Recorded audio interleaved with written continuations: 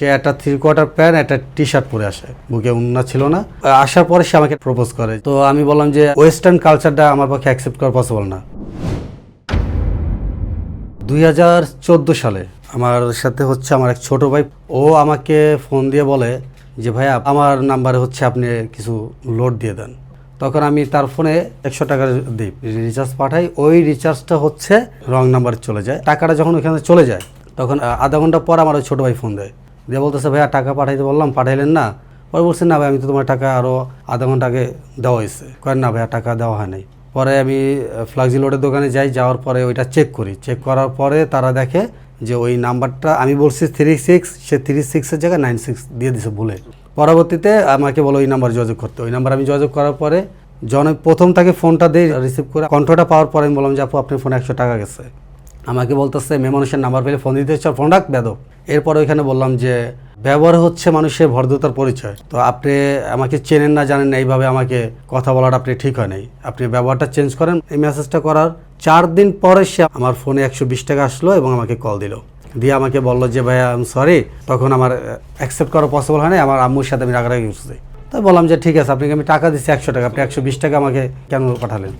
তখন বললো যে এইটা আমি আপনার সাথে খারাপ ব্যবহার করছি, আপনি আমাকে ফোন দিচ্ছেন তার জন্য আমি 20 টাকা দিয়ে দিলাম। পরে বলছে না 20 টাকা আপনি কেন দিচ্ছেন, আমি পাঠিয়ে দিচ্ছি। পরে বললো যে না, আপনি যদি আমাকে ফ্রেন্ড মনে করেন তাহলে টাকা দেন না, আর যদি আমাকে ক্ষমা না করতে পারেন তাহলে টাকা দেন। পরবর্তীতে আমার সাথে এবার 6 মাস আমরা প্রতিনিয়ত কথা বলি। আমাদের কথা ধরনটা থাকে এরকম যে সকালবেলা ঘুম থেকে উঠে গুড মর্নিং, দুপুরে লাঞ্চ আওয়ারের খবর নেওয়া, ও আমারটা নিতাম আমি ওরটা নিতাম, এবং রাতে 10টা থেকে শুরু করে এই রাত 3টা-4টা পর্যন্ত আমরা ফোনে কথা বলতাম। তো যাই হোক, এটা করার পরে তার সাথে আমার পরিচয় যখন আমরা প্রথম মিট করতে যাই হাতিঝিলে, তখন সে একটা 3/4 প্যান্ট একটা টি শার্ট পরে আসে, বুকে ওড়না ছিল না। আসার পরে সে আমাকে একটা ফুল দিয়ে প্রপোজ করে যে আমি তোমাকে শুধু লাইক করি না, আমি তোমাকে লাভ করি, সরাসরি বলতেছে ও। তো আমি বললাম যে আমি এই ওয়েস্টার্ন কালচারটা আমার পক্ষে অ্যাকসেপ্ট করা পসিবল না, যেহেতু একটা 3/4 প্যান্ট একটা টি শার্ট একটু অন্যরকম দেখা গেছে। পরে আমি বলছি যে আমার পক্ষে এটা অ্যাকসেপ্ট করা পসিবল না। যদি তুমি নিজেকে ধার্মিক, এবং আমি মুসলমানের সন্তান, মুসলমানের একজন মানুষ হিসাবে তুমি আসতে পারো, ওয়েল আমি তোমাকে অ্যাকসেপ্ট করবো, এর আগে না। তো এই কথা বলার পরে আমি ওইখান থেকে চলে আসি। ওইখানে ওই মেয়েটা বসে কান্না করে। 2 দিন 3 দিন যায়, 4 দিনের দিনও আমাকে অনেকবার ফোন দেয় যে আমার কোন দিক দিয়ে আমি তোমার অযোগ্য, আমার সৌন্দর্যের দিক দিয়ে বলো, বাবার নাম ডাকে বলো, টাকা পয়সা সব দিক দিয়ে তো আমি যোগ্য। মেয়ে বলছে হ্যাঁ, আমি তোমার কোন সাইড থেকে অযোগ্য, তুমি আমাকে রিজেক্ট করলা কেন? পরে আমি বললাম যে দেখো, তুমি যে টি শার্ট পরে আসছো, 3/4 প্যান্ট পরে আসছো, এইটা আসলে আমার পক্ষে অ্যাকসেপ্ট করা পসিবল না। তুমি যদি 3 পিস পরে আসতা, মাথায় কাপড় থাকতো বা বুকে ওড়নাটা থাকতো, তাহলে আমি তোমাকে অ্যাকসেপ্ট করতাম। এইটা বলার পরে সে বললো যে আচ্ছা এইটাই তোমার প্রবলেম। আমি বললাম হ্যাঁ। বয় ঠিক আছে। তো এটা বলে ফোন কেটে দিল। ফোন কাটা দেওয়ার 25 দিন পরে সে আমাকে ফোন দিল, দিয়ে বলে যে তুমি কি বাসায়? আমি বললাম হ্যাঁ। 2 মিনিট টাইম দিলাম, যে অবস্থা আছে ওই অবস্থায় বাসা থেকে নিচে আসবা, যদি না আসে আমি তোমার ফ্ল্যাটে আসবো। তো আমি যেহেতু ব্যাচেলার থাকি, একটা মেয়ে আমার ফ্ল্যাটে যাওয়াটা অনেক রিস্ক। আমি নামলাম, নামার পরে বলতেছে যে আমার সাথে চলো। তো যায়া আমাকে দিয়ে হচ্ছে আপনার 3 পিস কিনছে, জায়নামাজ, তবজি, হিজাব, কোরআন শরীফ কিনছে। ও আমার থেকে এটি মার্কেট করার পরে বলতেছে তুমি বিলটা দিয়ে দাও, এই বিলটা তোমারই দেওয়া লাগবে। এতদিন আমি আমার বাবার টাকা স্টাইল করছি, এখন যেহেতু তোমার জন্য নিজেকে পরিবর্তন করতেছি, এই পরিবর্তনের জন্য যেখানে যা লাগবে সব তুমি বহন করবে। এরপর আমি ওই টাকাটা পরিশোধ করে ওইখান থেকে আসি। আসার পরে এরপর থেকে সে আমাকে যখনই ফোন দেয়, মাথায় হিজাব থাকে, এরপরে সে নামাজ পড়ে, সব কিছু চেঞ্জ করে। এরপরে হচ্ছে সে কোরআন শরীফ পড়তে যায়, সেটা ভিডিও করে আমাকে দেখায় যে আমি কোরআন শরীফ পড়া শিখতেছি। তো আমিও ওকে নিয়ে খুব হ্যাপি। হঠাৎ করে আমার মিডিয়া থেকে একটা অপশন আসলো যে আমি চাইলে মিডিয়াতে কাজ করতে পারি। পরবর্তীতে আমি একটা মিউজিক ভিডিওতে কাজ করি। করার পরে আমার নিজের কাছে নিজের খারাপ লাগতেছে যে ওইখানে হচ্ছে ডিরেক্টরের কথাই যেহেতু সব চলে, তো আমি চাচ্ছি যে আমার কথাই সব চলুক, আমি কারোর কথা চলবো না। তো তখন আমি ওকে বললাম যে আমি ডিরেক্টর হব। তখন বললো ডিরেক্টর হতে হলে তো অনেক টাকা পয়সার বিষয়। তো আমাকে প্রায় 4 লাখ টাকার মতো এনে দেয়। পরে আমি বললাম যে এত টাকা তুমি কোথা থেকে আনলা? পরে বলো যে এত টাকা কোথা থেকে আনছে এটা তোমার দেখে লাভ নেই, তুমি আগে তোমার কাজটা করো। তো পরবর্তীতে বাংলাদেশে মিডিয়াতে কাজ করি। করার পরে আমাকে 2019 সালে 13 ফেব্রুয়ারি আমাকে ফোন দিয়ে বলে তুমি কোথায়? আমি বললাম আমি শুটিংয়ে আছি। শুটিংয়ে আসো তোমার কালকে কত তারিখ? আমি বললাম আজকে কত তারিখ? আজকে 13 তারিখ, তাহলে কালকে 14 তারিখ, ভ্যালেন্টাইন্স ডে। পরে আমাকে বললো যদি তুমি আমাকে তোমার লাইফে রাখতে চাও তাহলে তুমি কালকে সকাল 8টা বাজে আমাকে ফুল দিয়ে ভ্যালেন্টাইন্স ডে উইশ করবা, আর যদি তুমি না আসো তাহলে 8:30 বাজে আমি আমার হাত কাটবো, 9টা বাজে আমি নিজেকে শেষ করে ফেলবো। এই কথা বলার পর আমি বললাম যে তুমি একটু পাগলামি বেশি করতেছো না, আমি তো এখানে একটা কাজ আসছি, আর কাজটা তো পাঠাইছো তুমি, শুটিংটা রেখে আমি যাব, এই যে সেটটা আমার এখানে আছে, এই কাজটা কে করবে? তখন বলে আমি কিচ্ছু জানি না, আমার থেকে যদি তোর কাজ বড় হয় তুই কাজ নিয়ে থাক। এটা বলে ফোন কেটে দেয়।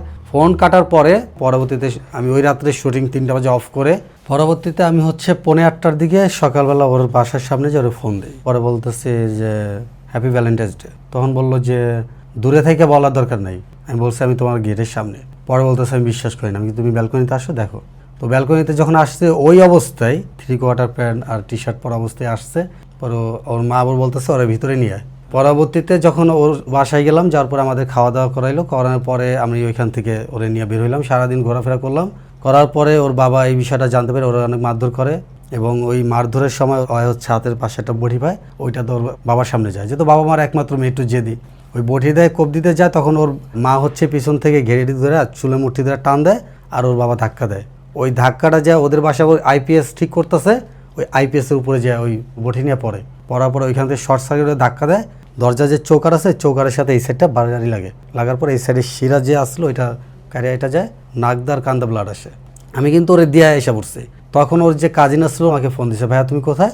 পরে বললাম যে আমি তো গিয়ে যাচ্ছি বাসায় যাওয়া লাগবে না, পুরো অবস্থা খারাপ, তুমি আসো। তখন আমি গেছি, যা দেখলাম যে ওর হাতে একটু কালসা দাগ পড়া আর কান দিয়ে নাক দিয়ে ব্লাড পড়তেছে।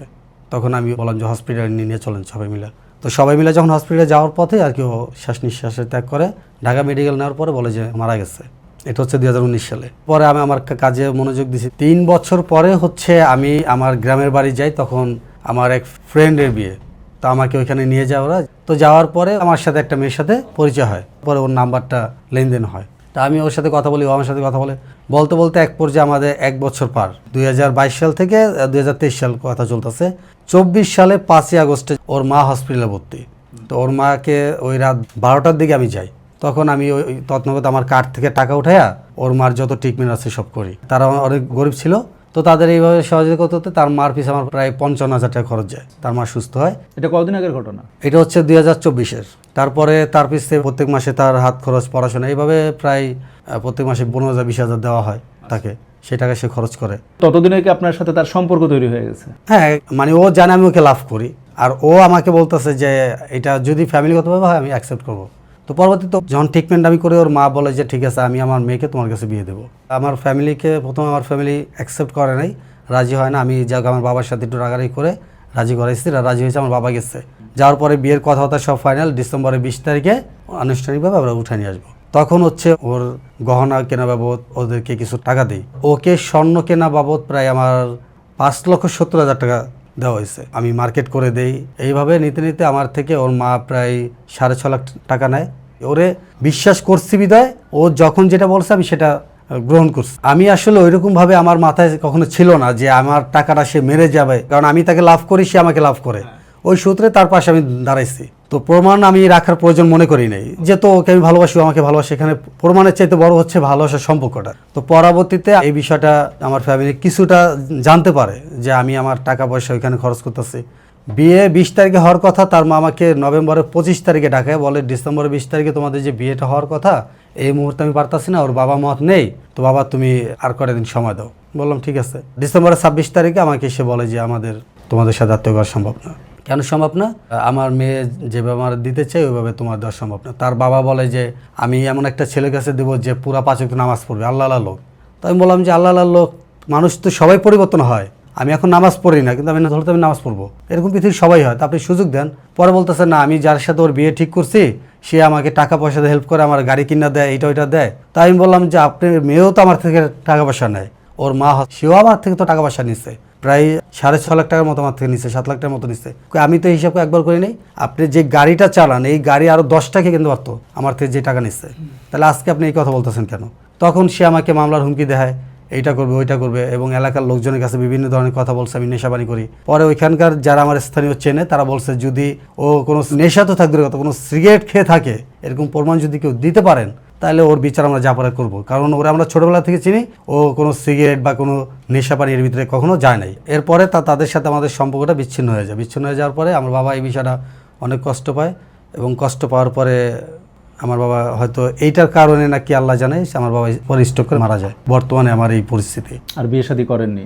হ্যাঁ, বিয়ে করছি। এরপরে আমার অতীতকে জেনে এসে আমার লাইফে যে আসছে আমি তাকে নিয়ে আলহামদুলিল্লাহ অনেক সুখী আছি। প্রথম একজনকে ভালোবাসছি, তার মাধ্যমে আমার জীবনে অনেক পরিবর্তন আসছে, এবং ওই পরিবর্তন থেকে আমি হয়তো যখন তারে হারাই ফেলছি ভাবছি হয়তো তার মতো করে আরেকজনকে আমি নিতে পারবো, কিন্তু সে যে আমাকে এইভাবে প্রতারণা করে আমাকে ধ্বংস করবে, দ্বিতীয়জন আমাকে সম্পূর্ণই ধ্বংস করছে এবং নিঃস্ব করছে।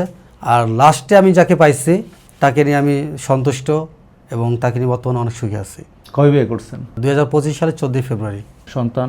আল্লাহ এখনও দেয়নি, আগামীতে হবে। আজ এই পর্যন্তই আমরা আমাদের অতিথির গল্প শুনছিলাম। আপনারা ভালো থাকবেন, সুস্থ থাকবেন। আপনাকে অনেক ধন্যবাদ আমাদের কষ্ট করে স্টুডিওতে আসায় সময় দেওয়ার জন্য। আসসালামু আলাইকুম।